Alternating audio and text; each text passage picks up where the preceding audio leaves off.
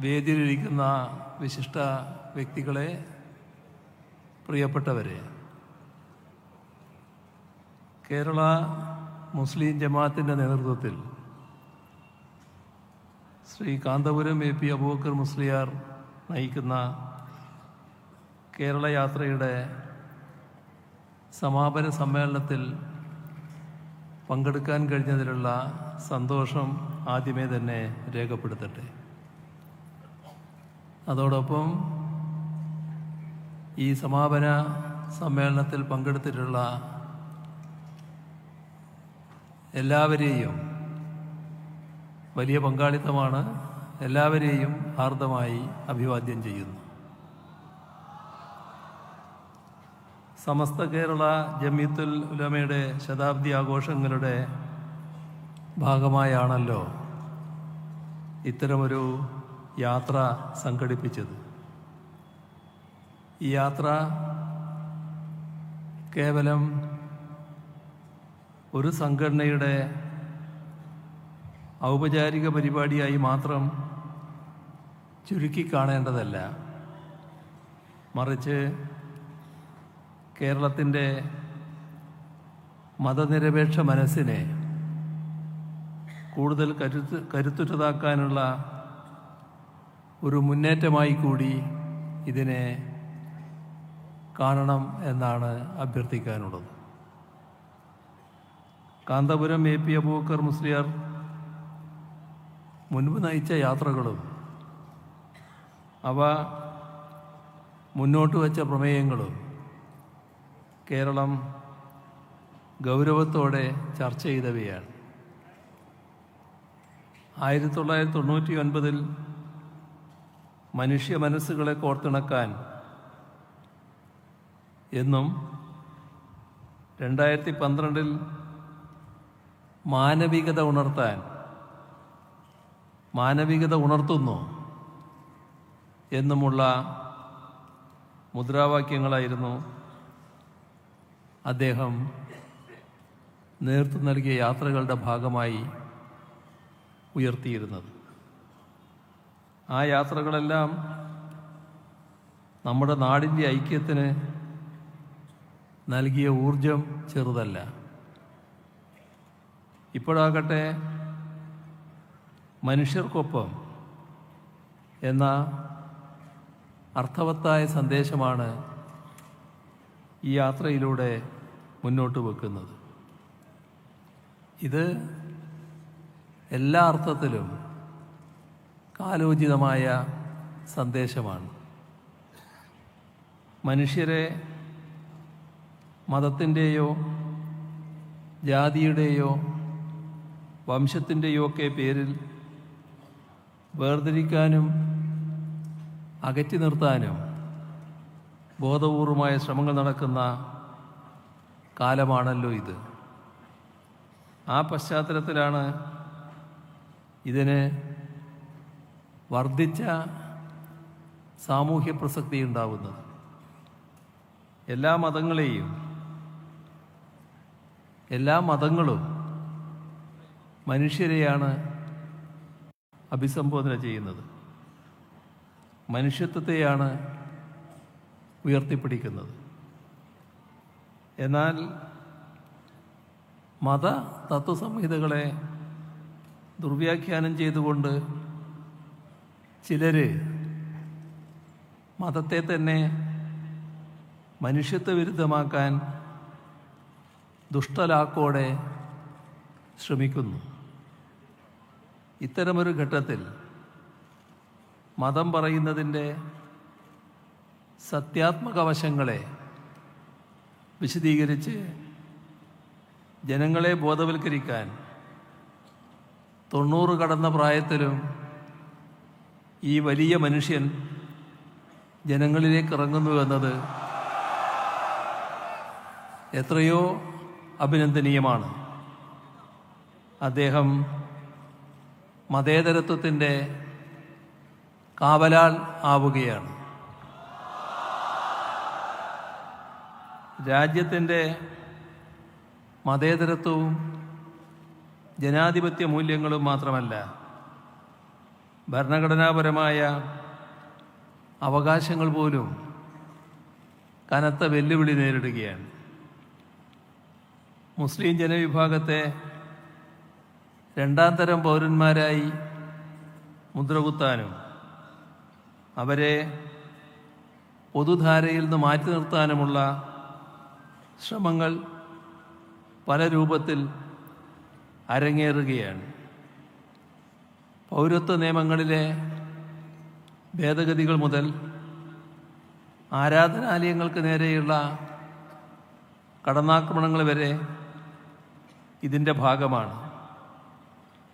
വിദ്യാഭ്യാസ സ്ഥാപനങ്ങളിലെ ഹിജാബ് നിരോധനം മുതൽ ന്യൂനപക്ഷ സ്കോളർഷിപ്പുകൾ വെട്ടിക്കുറക്കുന്നതുവരെ നീളുന്നു ആ വിവേചന നയങ്ങൾ. നീതിന്യായ വ്യവസ്ഥയെപ്പോലും നോക്കുകുത്തിയാക്കിക്കൊണ്ടാണ് ഇത്തരം നീക്കങ്ങൾ നടക്കുന്നത് എന്നതും നാം കാണേണ്ടതാണ്. നമ്മുടെ രാജ്യത്ത് BJPയുടെ നേതൃത്വത്തിലുള്ള കേന്ദ്ര സർക്കാരാണ് അധികാരത്തിലുള്ളത്. കേന്ദ്ര സർക്കാരും ചില ഉത്തരേന്ത്യൻ സംസ്ഥാനങ്ങളിലെ ഭരണ സംവിധാനങ്ങളും മുസ്ലിം ജനവിഭാഗങ്ങളെ ലക്ഷ്യമിട്ട് നടത്തുന്ന ആസൂത്രിതമായ നീക്കങ്ങൾ ആശങ്കാജനകമായവയാണ്. ഭരണഘടന വിഭാവനം ചെയ്യുന്ന സമത്വത്തിന് പകരം വിദ്വേഷത്തിൻ്റെ രാഷ്ട്രീയമാണ് അവിടങ്ങളിലെല്ലാം നിലനിൽക്കുന്നത്.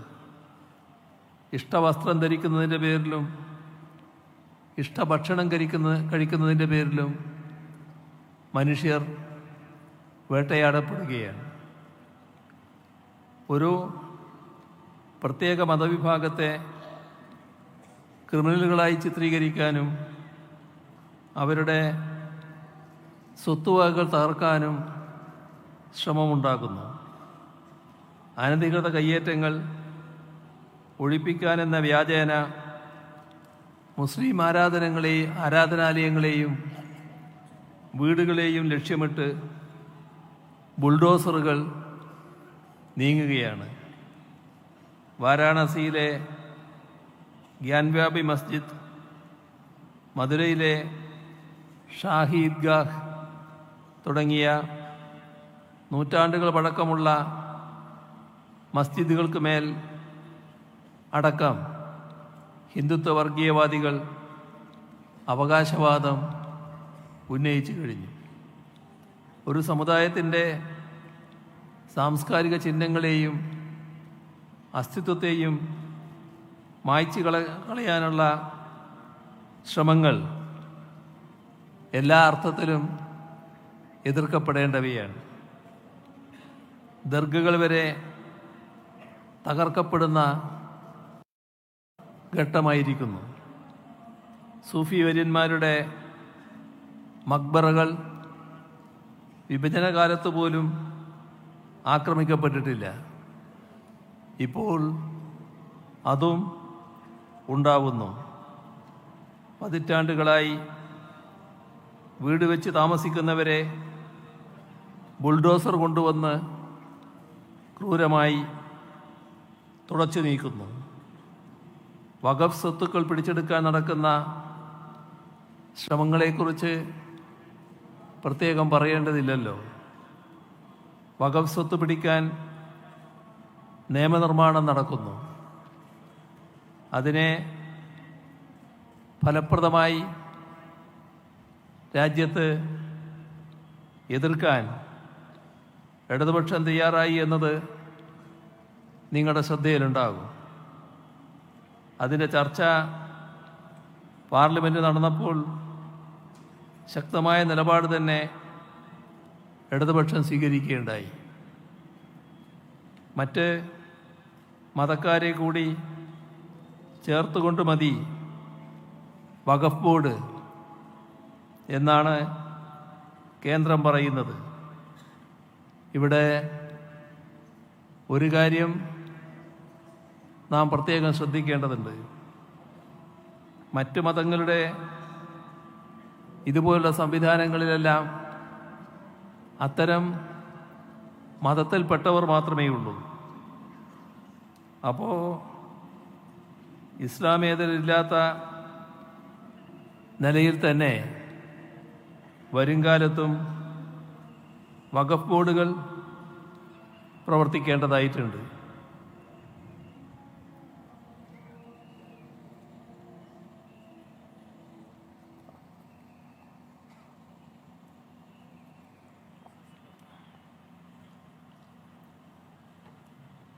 നേരത്തെ മുസ്ലിം സമുദായത്തിലെ പ്രമുഖ വിഭാഗങ്ങൾ നമ്മുടെ ഇവിടുത്തെ അനുഭവമൊക്കെ എടുത്താൽ സർക്കാർ സമിതികളിൽ ഉണ്ടായിരുന്നില്ല. മാറ്റി നിർത്തിയ ചില ദുരനുഭവങ്ങളുണ്ടായിരുന്നു. എന്നാൽ ആ വിവേചനവും വേർതിരിവും ഇല്ലാതെയാണ് അത്തരത്തിലുള്ള എല്ലാ സമിതികളും കേരളത്തിൽ പ്രവർത്തിക്കുന്നത് എന്ന് കാണാൻ നമുക്ക് കഴിയും. ഹജ്ജ് കമ്മിറ്റി, മൈനോറിറ്റി കമ്മീഷൻ, വഖഫ് ബോർഡ്, ഓർഫനേജ് കൗൺസിൽ ഇവയുടെ എല്ലാം ഘടന നോക്കിയാൽ തന്നെ വ്യത്യാസം വ്യക്തമാവും. കൽപ്പിച്ചുകൂട്ടി ചില വിഭാഗങ്ങളെ മാറ്റി നിർത്തുന്ന രീതി ഇവിടെ ഉണ്ടായിരുന്നു. അതെല്ലാം അവസാനിപ്പിച്ചു. തമ്മിൽ ഭിന്നിപ്പിച്ച് ഛിദ്രീകരിക്കുന്ന ഏർപ്പാടും അവസാനിപ്പിച്ചു. എല്ലാവരെയും ഉൾക്കൊള്ളുന്ന സ്ഥിതി കൊണ്ടുവന്നു. ഏതെല്ലാം തരത്തിലാണ് ദേശീയ തലത്തിൽ വിവേചനമുണ്ടായത് എന്ന് ശ്രദ്ധിച്ചവരായിരിക്കും നിങ്ങൾ.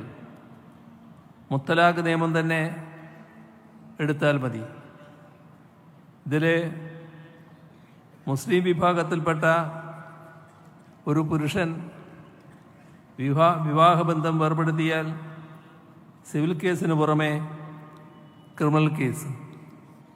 എന്നാൽ മറ്റു വിഭാഗങ്ങൾക്കൊന്നും അതില്ല. ഇനി പൗരത്വ നിയമ ഭേദഗതിയുടെ കാര്യമെടുത്താലോ, മറ്റ് മതക്കാർ ഇങ്ങോട്ട് വന്നാൽ അവർക്ക് പൗരത്വം.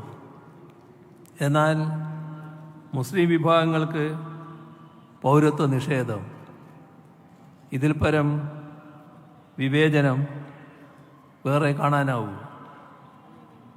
രാഷ്ട്രീയ വ്യത്യാസമില്ലാതെ ഡീറ്റൻഷൻ ക്യാമ്പുകൾ പണിയുകയാണ്. നമ്മുടെ പല ഉത്തരേന്ത്യൻ സംസ്ഥാനങ്ങളിലും അത്തരം ഡീറ്റൻഷൻ ക്യാമ്പുകൾ പണിയുന്നുണ്ട്. പക്ഷേ ഇവിടെ ഡീറ്റൻഷൻ ക്യാമ്പ് എന്നത് പൗരത്വ വിവേചനത്തിൻ്റെ ക്യാമ്പേ അല്ല. അത്തരത്തിലുള്ള ഒരു വിവേചനത്തിൻ്റെ ഡീറ്റൻഷൻ ക്യാമ്പും കേരളത്തിലുണ്ടാവില്ല എന്ന് നേരത്തെ തന്നെ വ്യക്തമാക്കി കഴിഞ്ഞതാണ്. നമ്മുടെ രാജ്യത്ത് കാശ്മീരിനുണ്ടായിരുന്ന പ്രത്യേക പദവി എടുത്തു കളഞ്ഞ് അതിനെ 2-3 ഖണ്ഡങ്ങളായി വിഭജിച്ചത് എന്ത് ലാക്കോടെയാണ് എന്ന് മതനിരപേക്ഷ ഇന്ത്യ കൃത്യമായി മനസ്സിലാക്കിയതാണ്. എന്തിനായിരുന്നു അത്? സംസ്ഥാനത്തിൻ്റെ അടിസ്ഥാന സ്വഭാവം തകർക്കാൻ തന്നെ. വിഭജനഘട്ടത്തിൽ ആകെ കലുഷവും അസ്വസ്ഥവുമായ അന്തരീക്ഷത്തിൽ ജനങ്ങളുടെ ആകെ മനസ്സ് സ്വാധീനത്തിലാക്കാൻ വിശാല മനസ്കതയോടെ കാശ്മീരിന് അനുവദിച്ച പ്രത്യേക പദവിയാണ് ഇല്ലാതാക്കിയത്. ആ ഘട്ടത്തിൽ ഇന്ത്യയോടൊപ്പം ഉറച്ചു നിൽക്കുന്ന സമീപനമാണ് കാശ്മീർ ജനത പ്രകടിപ്പിച്ചിരുന്നത് എന്നതും നാം പ്രത്യേകം ഓർക്കേണ്ട കാര്യമാണ്. ഇതിനെല്ലാം ഇടയിലാണ് രാജ്യവ്യാപകമായി മുസ്ലിം ന്യൂനപക്ഷം വേട്ടയാടപ്പെടുന്നത്. ഉത്തർപ്രദേശിൽ 5 ജനപ്രതിനിധികൾ ജയിലിലാണ്. ഒരു മുസ്ലിം MLA ജയിലിൽ കിടന്ന് മരിച്ചു. ഒരു മുൻ MP പോലീസ് കസ്റ്റഡിയിലിരിക്കെ കൊല്ലപ്പെട്ടു. അപ്പോൾ പിന്നെ സാധാരണക്കാരുടെ കാര്യം പറയാനുണ്ടോ?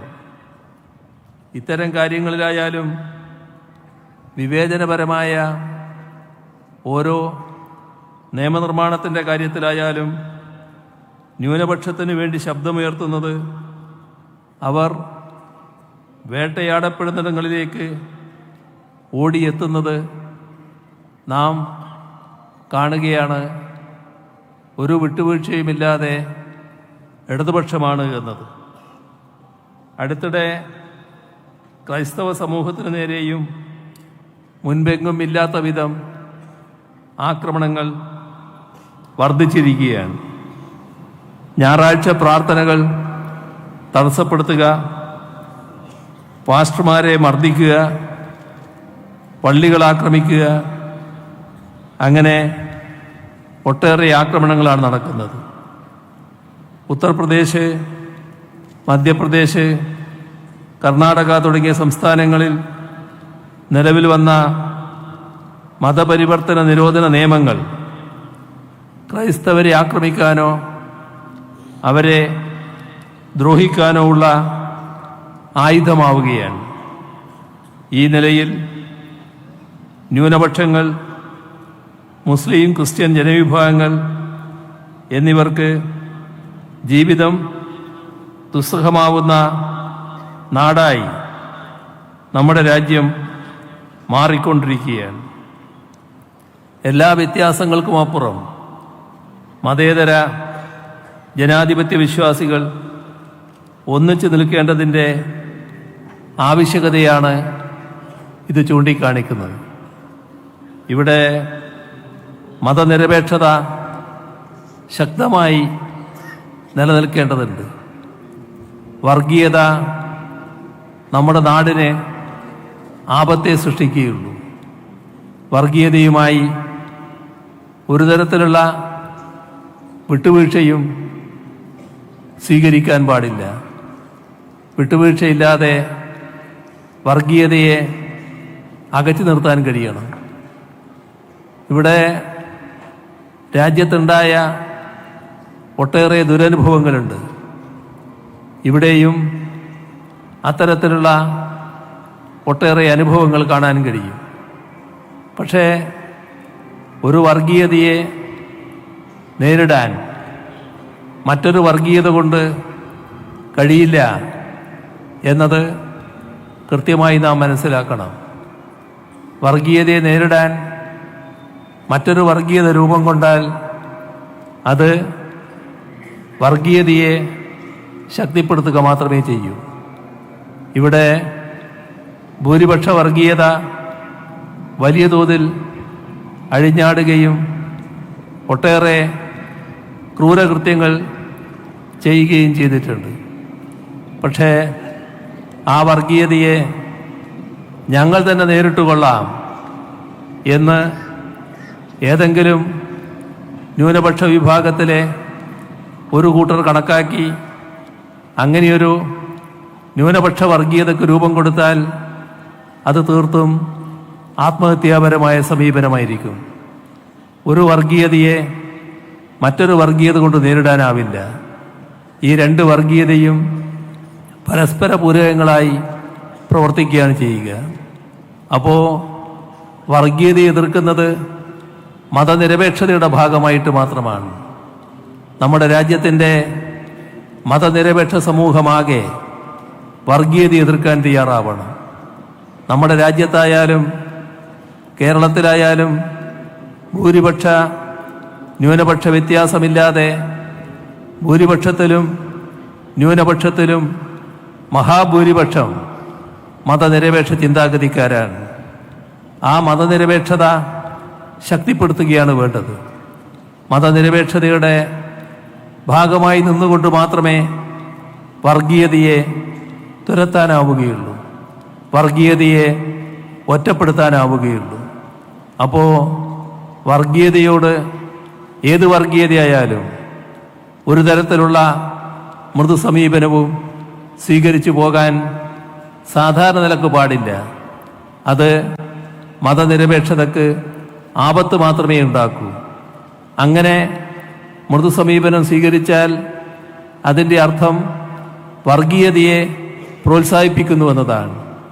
ഇത് കൃത്യമായി തിരിച്ചറിഞ്ഞുള്ള സമീപനം പൊതുവെ നമുക്ക് സ്വീകരിക്കാൻ കഴിയേണ്ടതായിട്ടുണ്ട്. ഇങ്ങനെയൊരു കാലത്ത് നന്മ എന്നത് കേവലം ഒരു വാക്കായി അവശേഷിക്കാൻ പാടില്ല. അതൊരു ജീവിതാശയമായി തന്നെ മാറ്റാൻ നമുക്ക് കഴിയണം. പരസ്പരം കരുതലും സ്നേഹവും പങ്കുവെക്കുന്ന, വിവേചനങ്ങളില്ലാത്ത ഒരു ലോകമാണ് വരും തലമുറക്കായി നാം കരുതി വെക്കേണ്ടത്. ഈ കാഴ്ചപ്പാടാണ് നമ്മുടെ സംസ്ഥാനം മുന്നോട്ട് വെക്കുന്നത്. ഇന്ത്യയുടെ നാനാഭാഗങ്ങളിൽ വർഗീയതയുടെ കനലെരിയുമ്പോഴും കേരളം ഒരു ശാന്തി തീരമായി നിലകൊള്ളുകയാണ്. നമ്മൾ പുലർത്തിവരുന്ന വിട്ടുവീഴ്ചയില്ലാത്ത മതനിരപേക്ഷ നിലപാടുകളാണ് ഇതിന് കാരണം. കേരളത്തിൽ വർഗീയ ശക്തികളില്ലാത്തതുകൊണ്ടല്ല, പക്ഷേ നാം ശാന്തമായ ജീവിതം നയിക്കാൻ കഴിയുന്നൊരു സമൂഹമായി നിലകൊള്ളുന്നു.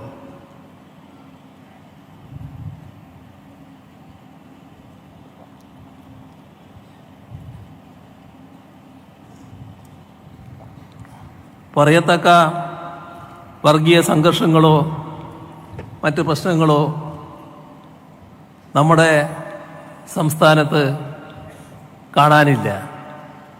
ഇത് നമ്മുടെ ഒരു പ്രത്യേകതയായി, രാജ്യത്ത് തന്നെ ഒരു വലിയ തുരുത്തായി, മതനിരപേക്ഷതയുടെ ശക്തി കേന്ദ്രമായി കേരളത്തിന് നിലനിൽക്കാൻ കഴിഞ്ഞതിൻ്റെ ഭാഗമാണ്.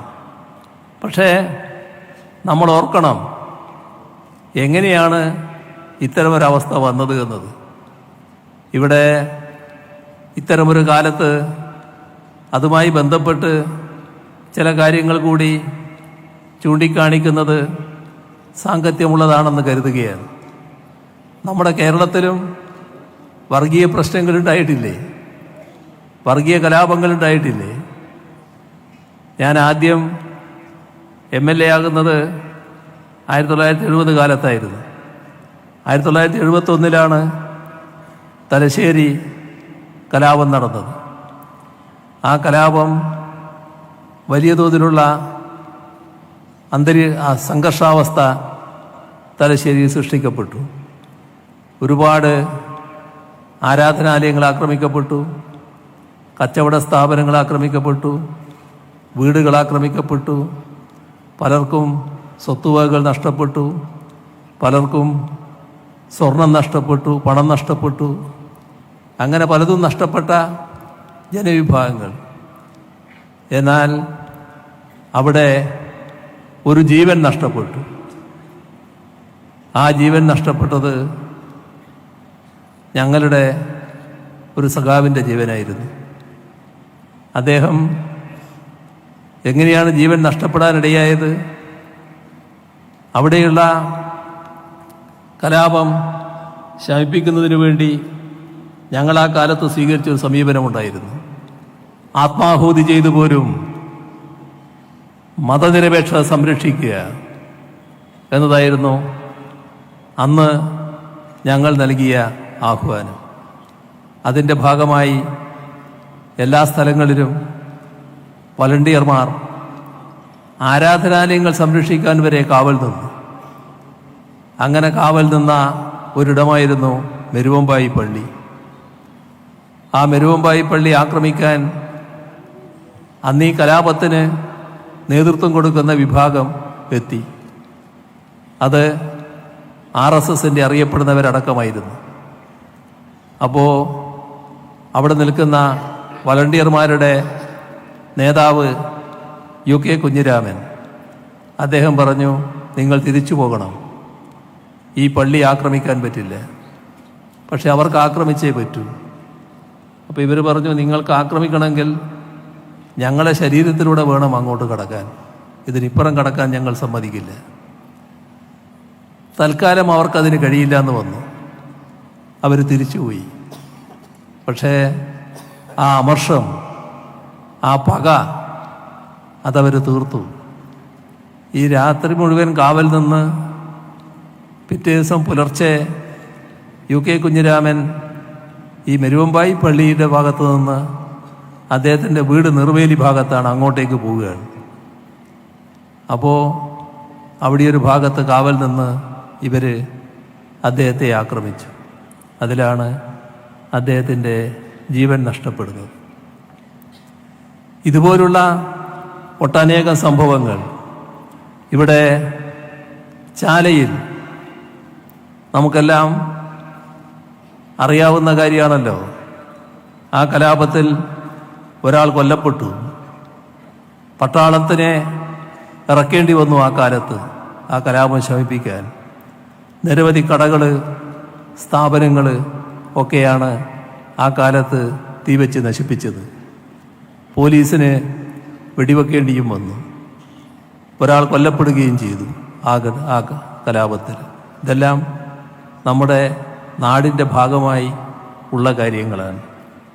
അതേപോലെ തന്നെ പള്ളിത്തോട്ടത്തിൽ അവിടെ വീടുകളും മത്സ്യബന്ധന ഉപകരണങ്ങളുമെല്ലാം വലിയ തോതിൽ നശിപ്പിക്കുന്ന അവസ്ഥയുണ്ടായി. പോലീസിന് വെടിവെക്കേണ്ടി വന്നു. ഒരു മരണവും അവിടെ സംഭവിച്ചു. ഏറ്റവും വലിയ തോതിലുള്ള ഒരു കലാപമാണ് മട്ടാഞ്ചേരിയിൽ ഒരു കാലത്ത് നടന്നത്. അവിടെ പോലീസിന് വെടിവെക്കേണ്ടി വന്നു. കച്ചവട സ്ഥാപനങ്ങൾ കൊള്ളയടിക്കുന്ന അവസ്ഥയുണ്ടായി. ഒരാൾ കൊല്ലപ്പെടുന്ന നിലയും വന്നു. ഒട്ടനേകം പേർക്ക് പരിക്കേൽക്കുന്ന നിലയുണ്ടായി. പാലക്കാട് കലാപമുണ്ടായപ്പോൾ നിരവധി വീടുകളും വ്യാപാര സ്ഥാപനങ്ങളുമാണ് നശിപ്പിക്കപ്പെട്ടത്. പോലീസ് വെടിവെപ്പുണ്ടായി. പലരുടെയും ഓർമ്മയിൽ ഇപ്പോഴും സിറാജുന്നീസ ഉണ്ടാവും. വീട്ടുമുറ്റത്ത് കളിച്ചുകൊണ്ടിരിക്കുന്ന 11 വയസ്സുള്ള കുട്ടി അന്ന് വെടിയേറ്റ് മരണപ്പെട്ടു. ആ കലാപത്തിൽ നിരവധി പേർക്ക് പരിക്കേറ്റു. ഇവിടെ പൂന്തുറയിൽ വലിയ കലാപമുണ്ടായത് ആളുകൾ മറന്നിട്ടുണ്ടാവില്ല. 6 പേരായിരുന്നു ആ കലാപത്തിൽ കൊല്ലപ്പെട്ടത്. നിരവധി വീടുകളും കടകളും നശിപ്പിക്കുന്ന അവസ്ഥയുണ്ടായി. മട്ടാഞ്ചേരിയിൽ 3 പേര് കൊല ചെയ്യപ്പെട്ട ഒരു കലാപം വീണ്ടുമുണ്ടായി. പോലീസ് ജീപ്പ്, ഓട്ടോറിക്ഷ ഇവയെല്ലാം തീക്കൊടുക്കുന്ന അവസ്ഥയും വന്നു. അവിടെയും പോലീസ് വെടിവെക്കേണ്ടി വന്നു. കാസർഗോഡ് ബേക്കൽ, കാസർഗോഡ് മഞ്ചേശ്വരം എന്നീ സ്ഥലങ്ങളിൽ 8 ദിവസം നീണ്ട വർഗീയ സംഘർഷം. അതിൽ 7 വലിയ സംഘർഷങ്ങൾ. അതിൻ്റെ ഭാഗമായി 7 പേർ കൊല്ലപ്പെടുന്ന അവസ്ഥ. ഇതിനു പുറമെ പോലീസ് വെടിവെപ്പ്, ഒരാൾ അതിലും കൊല്ലപ്പെടുന്ന അവസ്ഥ. ഇതെല്ലാം നമ്മുടെ നാട്ടിൽ വിവിധ ഘട്ടങ്ങളിൽ നടന്ന കാര്യങ്ങളാണ്. അത് കഴിഞ്ഞതിൻ്റെ തൊട്ട് പിറ്റത്തെ വർഷം വീണ്ടും കാസർഗോഡിൽ സംഘർഷം, കലാപം, 4 പേർ കൊല്ലപ്പെടുന്നു. നിരവധി വാഹനങ്ങൾ, വീടുകൾ, ഷോപ്പുകൾ എല്ലാം നശിപ്പിക്കുന്നു. ഇതിനെല്ലാം ശേഷമാണ് മാറാടെ 1-ാം കലാപം നടക്കുന്നത്. മാറാട് ഒന്നും രണ്ടും കലാപങ്ങളുണ്ടായി. ആ ഒന്നാം കലാപത്തിൽ 5 പേർ കൊല്ലപ്പെട്ടു. വലിയ തോതിലുള്ള നാശനഷ്ടങ്ങൾ അതിൻ്റെ ഭാഗമായി ഉണ്ടായി. അടുത്ത വർഷം പിന്നീടൊരു 2 വർഷം പിന്നിടുമ്പോഴാണ് മാറാട് രണ്ടാം കലാപം. ആ രണ്ടാം കലാപത്തിൽ 9 പേർ കൊല്ലപ്പെട്ടു. മാരകമായ പരിക്ക് 21 പേർക്കുണ്ടായി. അനേകം പേർക്ക് പരിക്ക്. അവിടെ വീടുകൾ വലിയ തോതിൽ ആക്രമിക്കപ്പെട്ടു. 12 ഫൈബർ വള്ളങ്ങളും ഒരു ബോട്ടും തീവച്ച് നശിപ്പിക്കുന്ന അവസ്ഥയുണ്ടായി. എല്ലാം നമ്മുടെ കേരളത്തിൽ തന്നെ സംഭവിച്ചതായിരുന്നു. ഇവിടെ പൂവാറ് സംഘർഷമുണ്ടായപ്പോൾ നിരവധി പേർക്ക് പരിക്ക്. ഒട്ടേറെ വീടുകൾ തീവച്ച് നശിപ്പിക്കുന്ന അവസ്ഥ. കാസർഗോഡ് വീണ്ടും സംഘർഷം. 4 പേർ കലാപത്തിൽ കൊല്ലപ്പെട്ടു. നിരവധി കടകളും വീടുകളും നശിപ്പിക്കുന്ന അവസ്ഥയുണ്ടായി. നമുക്കറിയാം വലിയ തുറയിലുണ്ടായിരുന്ന വലിയ സംഘർഷം. വലിയ തുറയല്ല, ചെറിയ തുറ. വലിയ സംഘർഷം. അവിടെ 6 പേരാണ് കൊല്ലപ്പെട്ടത്. പലതരത്തിലുള്ള സംഘർഷങ്ങളാണ് ഉയർന്നു വന്നത്. പോലീസ് വെടിവെപ്പ് വലിയ തോതിൽ അവിടെ നടക്കുകയുണ്ടായി. നിരവധി കടകൾ, വാഹനങ്ങൾ എല്ലാം നശിപ്പിക്കപ്പെട്ടു. വീണ്ടും കുറച്ച് വർഷം കഴിഞ്ഞപ്പോൾ കാസർഗോഡ് വീണ്ടും കലാപം. 2 പേർ കൊല്ലപ്പെട്ടു. നിരവധി വീടുകൾ, കടകൾ, വാഹനങ്ങൾ എല്ലാം നശിപ്പിച്ചു. നമ്മുടെ ഇവിടെ തന്നെ പൂന്തുറയിൽ ഇടയാറ്, അവിടെ സംഘർഷമുണ്ടായി. പലർക്കും പരിക്കേൽക്കുന്ന നിര വന്നു. നിരവധി വീടുകളും മറ്റും ആക്രമിക്കപ്പെടുന്ന അവസ്ഥയുണ്ടായി. ഇതെല്ലാം നമ്മുടെ കേരളത്തിൽ സംഭവിച്ച കാര്യങ്ങളാണ്. ഞാനിതെല്ലാം പറഞ്ഞത് കേരളം എന്നത് ഒരു വർഗീയ സംഘർഷം ഒരു കാലത്തും ഇല്ലാതിരുന്നൊരു നാടല്ല. വിവിധ ഘട്ടങ്ങളിൽ വർഗീയ സംഘർഷം ഉണ്ടായിട്ടുണ്ട്. ആ നാട്ടിൽ ഇപ്പോൾ വർഗീയ സംഘർഷം തീർത്തും മാറ്റി നിർത്താൻ നമുക്ക് കഴിഞ്ഞിട്ടുണ്ട്. എന്തുകൊണ്ട്? അതിന് നാം ഉത്തരം കാണേണ്ടത് തന്നെയാണ്. നമ്മൾ ചോദിക്കേണ്ട ചോദ്യം തന്നെയാണത്. നേരത്തെ വർഗീയ സംഘർഷങ്ങളും കലാപങ്ങളും അതിൻ്റെ ഭാഗമായി ജീവനാശവും ഒരുപാട് പേർക്ക് വലിയ തോതിലുള്ള നഷ്ടങ്ങളും സംഭവിച്ച ഒരു പ്രദേശമാണെങ്കിലും അവിടങ്ങളിൽ എല്ലാം ശാന്തത നിലനിൽക്കുന്നു. ശാന്തിയും സമാധാനവും നിലനിൽക്കുന്നു. എന്തുകൊണ്ടാണത്? വർഗീയതയോട് വിട്ടുവീഴ്ചയില്ലാത്ത സമീപനം സ്വീകരിക്കണം. ഒരു വർഗീയതയെയും പ്രീണിപ്പിക്കുന്ന നിലപാട് സ്വീകരിക്കരുത്. എല്ലാ വർഗീയതയോടും കർക്കശമായ നിലപാട് സ്വീകരിക്കണം. വർഗീയ പ്രശ്നങ്ങളുടെ ഭാഗമായി എന്തെങ്കിലും തരത്തിലുള്ള നീക്കങ്ങളുണ്ടായാൽ അവിടെ കർക്കശമായ ഇടപെടലുണ്ടാവണം. അങ്ങനെ മാത്രമേ വർഗീയത ശമിപ്പിക്കാൻ പറ്റൂ, വർഗീയ സംഘർഷങ്ങൾ ഒഴിവാക്കാൻ പറ്റൂ. ഏതെങ്കിലും ഒന്നിനോട് ചെറിയ തോതിൽ ചാരി നിന്നു എന്ന് വന്നാൽ അത് വർഗീയ സംഘർഷം ഒഴിവാക്കുന്നതിന് വഴിവെക്കില്ല. കൂടുതൽ സംഘർഷങ്ങളിലേക്ക് നീങ്ങുകയാണ് ചെയ്യുക.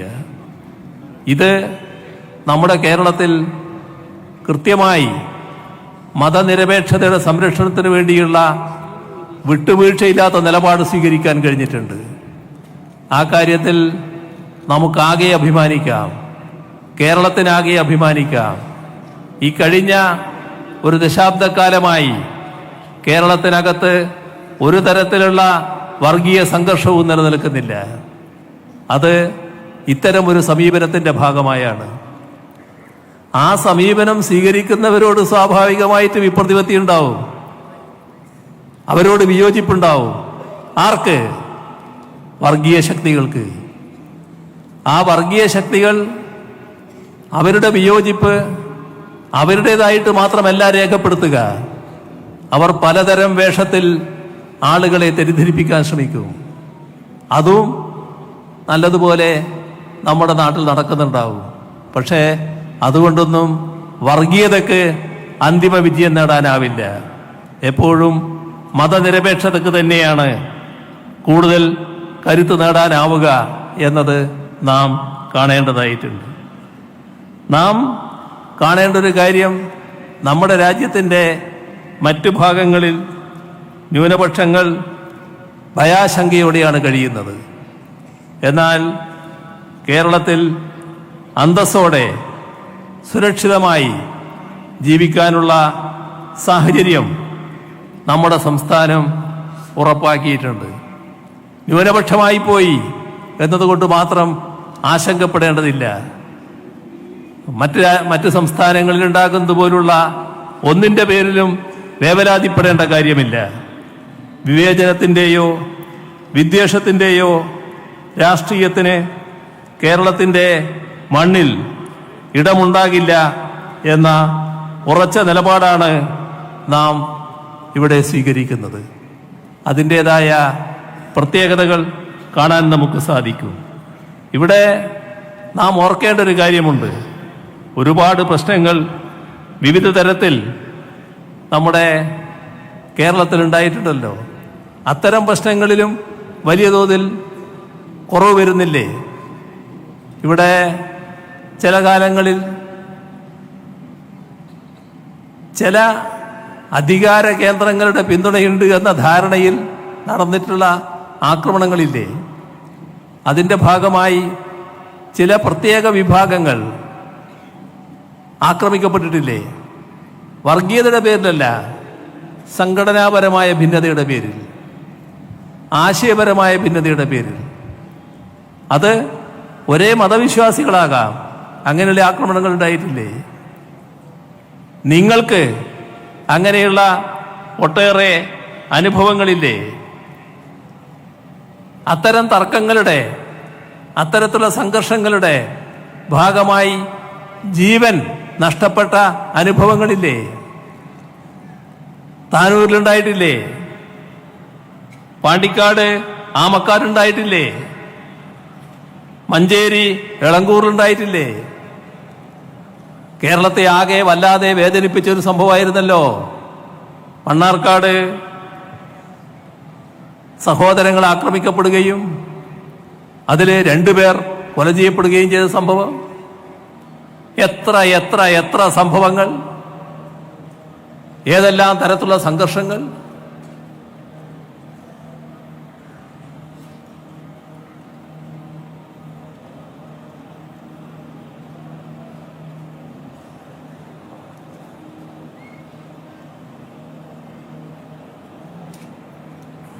അധികാരത്തിലുണ്ടായിരുന്നോ ഇല്ലയോ എന്ന് ഞങ്ങൾക്ക് അന്നേരം പ്രശ്നമായിരുന്നില്ല. ന്യായത്തിന്റെ ഭാഗത്ത് നിൽക്കാൻ ഞങ്ങൾ അന്ന് തയ്യാറായിരുന്നു ഓരോ ഘട്ടത്തിലും. നിങ്ങളത് ഓർക്കുന്നുണ്ടാവും. എന്നാൽ കഴിഞ്ഞൊരു 10 വർഷക്കാലമായി ഇത്തരം അഭിപ്രായ ഭിന്നതകളാകെ തീർന്നു എന്നല്ല ഞാൻ പറയുന്നത്. പക്ഷെ ഈ രീതിയിൽ സംഘർഷങ്ങളുണ്ടോ? വലിയ കുറവ് വന്നില്ലേ? എന്തുകൊണ്ടാണത്? ആരെയും, തെറ്റ് ചെയ്തവരെ ആരെയും സംരക്ഷിക്കില്ല എന്ന പൊതുവായ നിലപാട് വന്നു. അതാണ് പ്രത്യേകത. എന്തും ചെയ്യാം, ഞങ്ങൾ സംരക്ഷിക്കപ്പെടും എന്ന ബോധം ഇന്ന് ആർക്കും വെച്ചിരിക്കാൻ കഴിയില്ല. കാര്യങ്ങൾ കൃത്യതയോടെ നിർവഹിക്കപ്പെടും. പോലീസ് നടപടികൾ വരുമ്പോൾ നിഷ്പക്ഷമായി തന്നെ കാര്യങ്ങൾ നിർവഹിക്കുമെന്നത് ഉറപ്പുണ്ടാക്കുന്നു. സ്വാഭാവികമായി അതിൻ്റെ ഭാഗമായി തന്നെ വലിയ തോതിലുള്ള ഇത്തരം സംഘർഷങ്ങൾ, ആക്രമണങ്ങൾ കുറഞ്ഞിരിക്കുന്നു. കൊലപാതകം എന്നത് തീരെ എടുത്തുപോയിരിക്കുന്നു. ഇതല്ലേ വസ്തുത? ഇതെല്ലാം നാടിൻ്റെ അനുഭവ സാക്ഷ്യമല്ലേ? അത് എന്തുകൊണ്ട് സംഭവിച്ചു എന്നത് നാം നമ്മോട് തന്നെ ചോദിച്ചുകൊണ്ടേയിരിക്കണം. കാരണം ഈ കാലത്ത് അത്തരം കാര്യങ്ങളെല്ലാം മറച്ചുവെച്ച് മറ്റേതെങ്കിലും തരത്തിലുള്ള ഒരു പ്രതീതി സൃഷ്ടിക്കാനാകുമോ എന്ന് ചില നിഗൂഢ ശക്തികൾ ശ്രമിച്ചുകൊണ്ടിരിക്കുന്ന ഘട്ടമാണ്. ന്യൂനപക്ഷ സംരക്ഷണത്തിന്റെ കാര്യമായാലും ന്യൂനപക്ഷത്തിൻ്റെ വിദ്യാഭ്യാസ സാമൂഹിക പുരോഗതിയുടെ കാര്യത്തിലായാലും വ്യക്തമായ ബദൽ കാഴ്ചപ്പാട് മുന്നോട്ട് വെച്ചുകൊണ്ടാണ് നാം നീങ്ങുന്നത്, നമ്മുടെ സംസ്ഥാനം നീങ്ങുന്നത്. ഒരു കാര്യം വ്യക്തമാണ്, ഭൂരിപക്ഷ വർഗീയതയായാലും ന്യൂനപക്ഷ വർഗീയതയായാലും അതിനോടൊന്നും സന്ധിയില്ല. തീവ്രവാദത്തെയും ഭീകരവാദത്തെയും പൂർണ്ണമായി തള്ളിപ്പറഞ്ഞുകൊണ്ടാണ് കേരളം മുന്നോട്ട് പോകുന്നത്. മുസ്ലിം ജമാഅത്തിനെ പോലുള്ള സംഘടനകൾ ഇക്കാര്യത്തിൽ പുലർത്തുന്ന ജാഗ്രത പ്രശംസനീയമാണ്. ഈ യാത്രയിലുടനീളം ബഹുമാന്യായ കാന്തപുരം അബൂബക്കർ മുസ്ലിയാർ ഈ കാര്യം അദ്ദേഹത്തിൻ്റെതായ ഭാഷയിൽ കൃത്യമായി പറഞ്ഞിട്ടുണ്ട്. മതനിരപേക്ഷത സന്ദേശം നല്ലതുപോലെ ഉയർത്താൻ അദ്ദേഹം തയ്യാറായിട്ടുണ്ട്. വർഗീയതയ്ക്കെതിരെ ജാഗ്രത പാലിക്കണം എന്നതും അദ്ദേഹം എടുത്തു പറഞ്ഞിട്ടുണ്ട്. ന്യൂനപക്ഷങ്ങൾക്കും ദളിതർക്കും പാർശ്വവൽക്കരിക്കപ്പെട്ടവർക്കും നേരെ ഒരു വിവേചനവും കേരളത്തിലുണ്ടാകുന്നില്ല. കേന്ദ്ര സർക്കാർ ന്യൂനപക്ഷ സ്കോളർഷിപ്പുകൾ ഒന്നൊന്നായി നിർത്തലാക്കുന്നു. അപ്പോൾ കേരളം സ്കോളർഷിപ്പ് തുക വർദ്ധിപ്പിക്കുന്നു. BJP ഭരിക്കുന്ന സംസ്ഥാനങ്ങൾ ബുൾഡോസർ കൊണ്ട് വീടുകൾ തച്ചു തകർക്കുന്നു. കേരളം ലൈഫ് പദ്ധതിയിലൂടെ എല്ലാവർക്കും തലചായ്ക്കാൻ സുരക്ഷിതമായ വീടുകൾ ഒരുക്കുന്നു. ഇവിടെ ചിലരുടെ വികാരം ഉണർത്താൻ ഉയർത്തുന്ന ചില വാദഗതികളുണ്ട്. ഞാനതിൻ്റെ മറ്റ് വിശദാംശങ്ങളിലേക്ക് ഇപ്പോൾ പോകുന്നില്ല. പക്ഷേ ചില കാര്യങ്ങൾ പ്രചരിപ്പിക്കുന്നതിന് വേണ്ടി പറയുന്ന ഒരു കാര്യം അധികാര കേന്ദ്രവുമായി ബന്ധപ്പെട്ടാണ്. അപ്പോൾ അധികാര കേന്ദ്രത്തിൽ ചിലരുണ്ടായാൽ മാത്രമേ ചില വിഭാഗങ്ങൾക്ക് ആവശ്യമായ സംരക്ഷണം കിട്ടൂ എന്ന് പറയുന്നുണ്ട്. ഇപ്പോൾ ലൈഫ് വീട് അടുത്ത മാസത്തോടെ 5 ലക്ഷം വീടാണ് പൂർത്തിയാകാൻ പോകുന്നത്. ആ 5 ലക്ഷം വീട് കേരളത്തിലെ പാവപ്പെട്ട ജനങ്ങൾക്കാണ് ലഭിക്കുന്നത്. ആ പാവപ്പെട്ട ജനങ്ങളിൽ എല്ലാവരുമുണ്ട്. ഹിന്ദു ഉണ്ട്, മുസ്ലിം ഉണ്ട്, ക്രിസ്ത്യാനി ഉണ്ട്, ഏതെല്ലാം വിഭാഗമുണ്ട് ആ വിഭാഗമൊക്കെ ഉണ്ട്. എല്ലാ മതസ്ഥരുമുണ്ട്, എല്ലാ ജാതിക്കാരും ഉണ്ട്. 5 ലക്ഷം വീട് കൊടുക്കുന്നു എന്ന് പറയുമ്പോൾ ഒരു 1.25 ലക്ഷത്തിലധികം വീടുകൾ സ്വാഭാവികമായും ജനസംഖ്യാനുപാതികമായി മുസ്ലിം ജനവിഭാഗങ്ങൾക്കും പോകും, പാവപ്പെട്ട മുസ്ലിമിന് ലഭിക്കും. ഇതല്ലേ നമ്മുടെ നാട്ടിൽ കാണാൻ കഴിയുക? 60 ലക്ഷം ആളുകൾക്ക് 2000 രൂപ പെൻഷൻ കിട്ടുന്നു. 60 ലക്ഷം പേർക്ക് പെൻഷൻ കിട്ടുന്നു എന്ന് പറയുമ്പോൾ അതേതെങ്കിലും ഒരു വിഭാഗത്തിന് മാത്രമാണോ? എല്ലാ വിഭാഗത്തിനുമല്ലേ? ജനസംഖ്യാനുപാതികമായി എത്ര കുറഞ്ഞാലും 15 ലക്ഷത്തിൽ കൂടുതൽ നമ്മുടെ മുസ്ലിം ജനവിഭാഗത്തിനും കിട്ടുന്നുണ്ടാവില്ലേ? ഇതല്ലേ എല്ലാ കാര്യത്തിനും കാണാൻ കഴിയുക. ഇപ്പോ മറ്റ് എല്ലാ കാര്യങ്ങളിലേക്കും ഞാൻ അങ്ങനെ കണക്കായിട്ട് പോകുന്നില്ല. പക്ഷെ ഇത് മറച്ചു വെക്കാൻ നോക്കുകയാണ്. അപ്പോൾ തെറ്റായ ചിത്രീകരണങ്ങൾ, തെറ്റായ പ്രചരണങ്ങൾ എങ്ങനെയെല്ലാം അഴിച്ചുവിടുന്നു എന്നുള്ളത് കൃത്യമായി മനസ്സിലാക്കാനും ബാങ്ക് നിർത്താം ബാങ്ക് കഴിഞ്ഞിട്ട് സംസാരിക്കാം.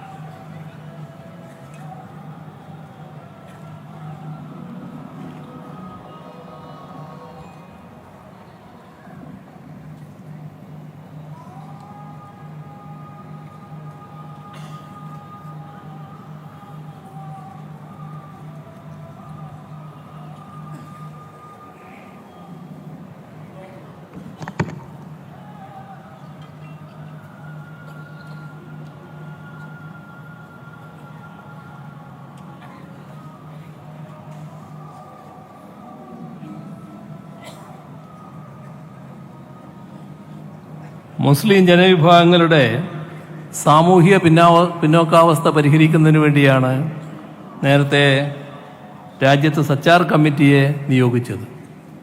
ആ സച്ചാർ കമ്മിറ്റിയുടെ റിപ്പോർട്ടിൻ്റെ അടിസ്ഥാനത്തിൽ പദ്ധതികൾ കൃത്യമായി ആവിഷ്കരിക്കാൻ കഴിഞ്ഞത് നമ്മുടെ നാടിൻ്റെ ഒരു പ്രത്യേകതയാണ്. സച്ചാർ കമ്മിറ്റി ശുപാർശയുമായി ബന്ധപ്പെട്ട് സംസ്ഥാന സർക്കാരിനെതിരെ ഒരു അനാവശ്യ പ്രചരണം നടക്കുന്നതുകൂടി പരാമർശിക്കേണ്ടതായിട്ടുണ്ട്. അത് സ്കോളർഷിപ്പ് അനുപാതം 80:20 എന്നതിൽ നിന്നും 58:42 കുറച്ചത്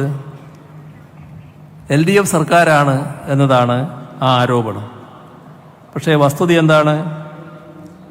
കഴിഞ്ഞ 8 വർഷക്കാലവും കേരളത്തിൽ 80:20 എന്ന അനുപാതത്തിൽ തന്നെയാണ് കാര്യങ്ങൾ നടന്നത്. എന്നാൽ 2 വർഷം മുൻപ് ഹൈക്കോടതിയിൽ ഇത് സംബന്ധമായൊരു കേസുണ്ടായി. തുടർന്ന് ഹൈക്കോടതിയാണ് മുസ്ലിം ക്രൈസ്തവ ജനസംഖ്യക്കാനുപാതികമായി സ്കോളർഷിപ്പ് 58:42 എന്ന തോതിൽ നടപ്പാക്കണമെന്ന് ഉത്തരവിട്ടത്. ഇപ്പോൾ കോടതി ഉത്തരവ് അനുസരിക്കാൻ സർക്കാർ ബാധ്യസ്ഥമാണ്. മറ്റു വഴികൾ സർക്കാരിന് മുന്നിലില്ല. എന്നാൽ ശ്രദ്ധിക്കേണ്ട ഒരു കാര്യം, ആ വിധി നടപ്പാക്കി. പക്ഷെ അതോടൊപ്പം തന്നെ ആ ഹൈക്കോടതി വിധിക്കെതിരെ അപ്പീലും പോയി. ആ അപ്പീൽ സുപ്രീം കോടതിയിൽ ഫയൽ ചെയ്തിരിക്കുകയാണ്. ആ കേസ് ഇപ്പോൾ സുപ്രീം കോടതിയുടെ പരിഗണനയിലുമാണ്. അതുകൊണ്ട് അതിൻ്റെ മറ്റ് വിശദാംശങ്ങളിലേക്ക് കടക്കുന്നില്ല. നടക്കുന്ന പ്രചരണങ്ങളിൽ ഒന്ന് എന്താണ് എന്നുള്ളത് വ്യക്തമാക്കിയെന്ന് മാത്രമേ ഉള്ളൂ. ഏതായാലും നമ്മുടെ നാട്ടിൽ മാതൃകാപരമായ രീതിയിലാണ് കാര്യങ്ങൾ നീങ്ങുന്നത്. നാം എപ്പോഴും ശ്രദ്ധിക്കേണ്ടത് നമ്മുടെ നാടിൻ്റെ മതനിരപേക്ഷത കൂടുതൽ ശക്തിപ്പെടുത്തുക എന്നതാണ്. അതിന് എല്ലാ ഘട്ടത്തിലും ഒരു വിട്ടുവീഴ്ചയുമില്ലാത്ത സമീപനം സ്വീകരിക്കാൻ സാധിക്കണം. നമ്മുടെ ശ്രദ്ധിക്കാൻ ഉള്ളൊരു കാര്യം, ഈ യാത്രയുടെ ഭാഗമായി മറ്റൊരു പ്രധാന ചടങ്ങും ഇന്നിവിടെ നടക്കുന്നുണ്ട്. കേരള മുസ്ലിം ജമാഅത്തിൻ്റെ പ്രവാസി സംഘടനയായ ഇന്ത്യൻ കൾച്ചറൽ ഫൗണ്ടേഷൻ, ആ ഇന്ത്യൻ കൾച്ചറൽ ഫൗണ്ടേഷൻ്റെ റിഫായി കെയർ പദ്ധതിയുടെ ഉദ്ഘാടനമാണത്. അതിൻ്റെ ഒരു പ്രത്യേകത, ഓട്ടിസം, സെറിബ്രൽ പാൾസി ബാധിതരായ 1000 കുട്ടികൾക്ക് ഓരോ വർഷവും 30,000 രൂപ വീതം നൽകുന്ന പദ്ധതിയാണ്. ഈ പദ്ധതി മാനവികതയുടെ വലിയൊരു അടയാളപ്പെടുത്തലാണ്. ഭിന്നശേഷിക്കാരായ കുഞ്ഞുങ്ങളെയും അവരുടെ കുടുംബങ്ങളെയും ചേർത്ത് പിടിക്കുക എന്നത് നമ്മുടെ സാമൂഹ്യ ഉത്തരവാദിത്വമാണ്. ആ ഉത്തരവാദിത്വം ശ്ലാഘനീയമായി നിറവേറ്റാൻ ICF നടത്തുന്ന മുൻകൈ എടുത്തു പറയേണ്ടതാണ്. അവരെ ഹാർദമായി ഈ ഘട്ടത്തിൽ അഭിനന്ദിക്കുകകൂടി ചെയ്യട്ടെ. അതുപോലെ തന്നെ റിഫായി കെയർ പദ്ധതി കുഞ്ഞുങ്ങൾക്ക് വലിയൊരു ആശ്വാസമായി മാറും എന്ന് കരുതുന്നു. ഒപ്പം മനുഷ്യർക്കിടയിൽ സ്നേഹത്തിൻ്റെ പാലങ്ങൾ പണിയാൻ ഈ യാത്രക്ക് സാധിക്കട്ടെ എന്ന് ആശംസിച്ചുകൊണ്ട് ബഹുമാനായ കാന്തപുരം AP അബൂബക്കർ മുസ്ലിയാർക്ക് ഇനിയും ഇതുപോലുള്ള സന്ദേശം കേരളത്തിലാകെ പറത്തിക്കൊണ്ട് യാത്ര ചെയ്യാനുള്ള ആരോഗ്യം ഭാവിയിൽ ലഭിക്കട്ടെ എന്ന് ആശംസിച്ചുകൊണ്ട് ഈ പരിപാടി നിറഞ്ഞ സന്തോഷത്തോടെ ഉദ്ഘാടനം ചെയ്ത് അറിയിച്ചുകൊണ്ട് അവസാനിപ്പിക്കുന്നു. നിങ്ങൾക്ക് എൻ്റെ സ്നേഹാഭിവാദനങ്ങൾ. കേരള മുസ്ലിം ജമാഅത്ത് പ്രവാസി ഘടകമായ ICFന്റെ റിഫായി കെയർ 3 കോടി രൂപയുടെ ആശ്വാസ പദ്ധതി, അതിന്റെ ഉദ്ഘാടന കർമ്മം ലോഞ്ചിങ് ബഹുമാനപ്പെട്ട കേരള മുഖ്യമന്ത്രി കേരളത്തിലെ പ്രമുഖ വ്യക്തിത്വങ്ങളുടെ സാന്നിധ്യത്തിൽ ജനനിബിഡമായ താജുൽ ഉലമ നഗരിയിലെ ഈ സമ്മേളനത്തിൽ വെച്ച് നിർവഹിക്കുകയാണ്. ബഹുമാന്യരായ സുൽത്താനുൽ ഉലമ ഉസ്താദ് അവറുകളും ബഹുമാനപ്പെട്ട മുഖ്യമന്ത്രിയും കൂടി ഇതിന്റെ ലോഞ്ചിങ് നിർവഹിക്കുന്നു. എല്ലാവരുടെയും ശ്രദ്ധയിലേക്ക്.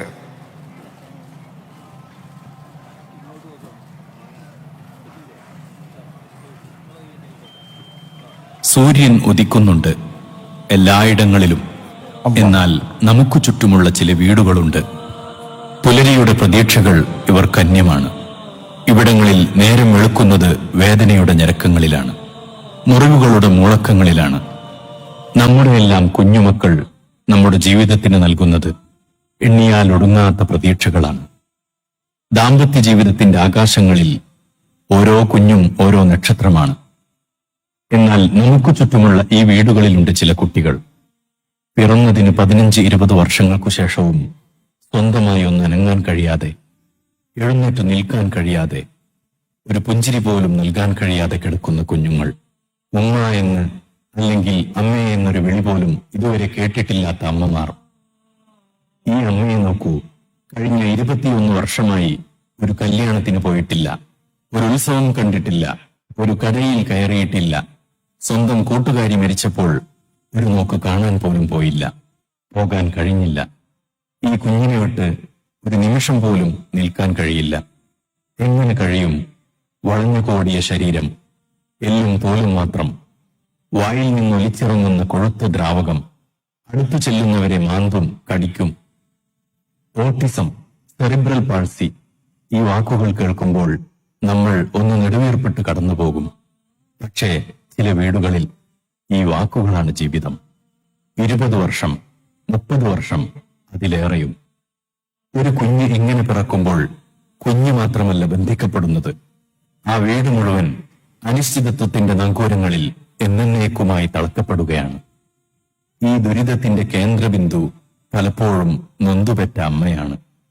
ആദ്യമെല്ലാം ആളുകൾ വരും, ബന്ധുക്കൾ, അയൽക്കാർ, കൂട്ടുകാർ. പിന്നെ പതിയെ ഓരോരുത്തരും അവരവരുടെ ജീവിതത്തിലേക്ക് ചുരുങ്ങും. ബാക്കിയാകുന്നത് പുറം ലോകമറിയാത്ത നരകം. അകം വെന്തുകൊണ്ട് ഉരുകിയൊലിക്കുന്ന ജീവിതങ്ങൾ നമുക്ക് ചുറ്റുമുണ്ട്, നമ്മൾ കാണുന്നില്ലെന്ന് മാത്രം. ആധുനിക വൈദ്യശാസ്ത്രം പോലും ഈ കുട്ടികൾക്ക് മുന്നിൽ നിസ്സഹായരാണ്. മായാജാലങ്ങൾ കൊണ്ട് ഈ കുട്ടികളെ സുഖപ്പെടുത്താൻ ആർക്കും കഴിയില്ലായിരിക്കാം. പക്ഷേ ചെയ്യാനാവാത്തത് മാത്രമല്ല ലോകം, ചെയ്യാനാവുന്ന ചിലതുമുണ്ട്. ആ കുടിലുകളിലെ പട്ടിണി നമുക്ക് മാറ്റാം. മരുന്ന് തീർന്ന് കരയുന്ന ഹൃദയങ്ങളിലേക്ക് കുളിർമഴ പെയ്യിക്കാം. ഒറ്റപ്പെടലിന്റെ ഇരുട്ടിൽ വെളിച്ചമാകാം. ഓട്ടിസം, സെറിബ്രൽ പാൾസി ബാധിച്ച കുഞ്ഞുങ്ങളുള്ള 1000 കുടുംബങ്ങളെ ICF സഹകരണത്തോടെ കേരള മുസ്ലിം ജമാഅത്ത് ഏറ്റെടുക്കുകയാണ്. ഈ കാരുണ്യ ദൗത്യത്തിൽ നമുക്ക് കൈകോർക്കാം. മനുഷ്യർക്കൊപ്പം നിൽക്കുന്നതിന്റെ മഹത്വം, വേദനയിൽ പുഴയുന്നവന്റെ കൈപിടിക്കുന്നതിലെ സഹാനുഭൂതി, ഈ ലോകത്ത് നമ്മൾ ഒറ്റയ്ക്കല്ല എന്ന തിരിച്ചറിവ്, ഇവയാണല്ലോ ജീവിതത്തിന് അർത്ഥം നൽകുന്നത്.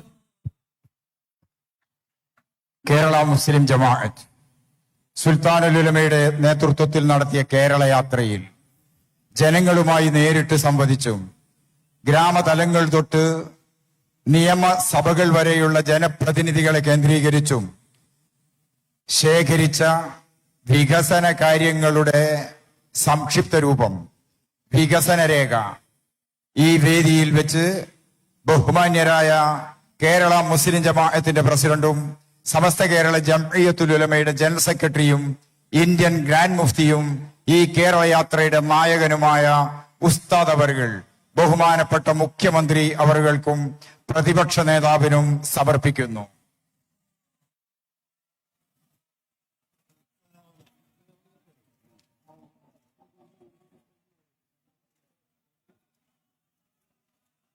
അല്ലാഹു അക്ബർ.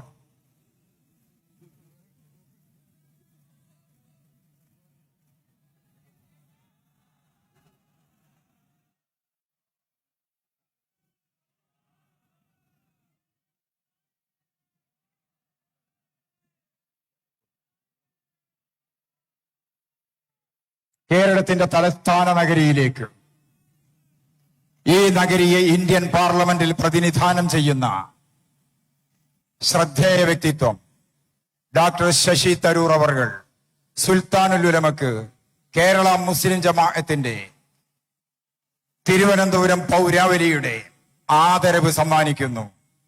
നൽകാൻ ശശി തരൂർ MP അവർകളെയും സ്വീകരിക്കാൻ ആദരണീയരായ ഉസ്താദ് അവർകളെയും സാദരം ക്ഷണിക്കുന്നു.